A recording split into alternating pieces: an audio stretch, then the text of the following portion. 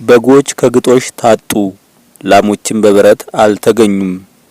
እኔ በእግዚአብሔር ደስ ይለኛል፣ በአምላኬ በመድኃኒቴ ሐሴት አደርጋለሁ። ጌታ እግዚአብሔር ኃይሌ ነው፣ እግሮቼን ፈጽሞ ያበረታኛል፣ በከፍታም ላይ ያቆመኛል። ቤቱ ድምጽህን ሰምቼ ፈራሁ፣ ሥራህንም አይቼ አደነቅሁ።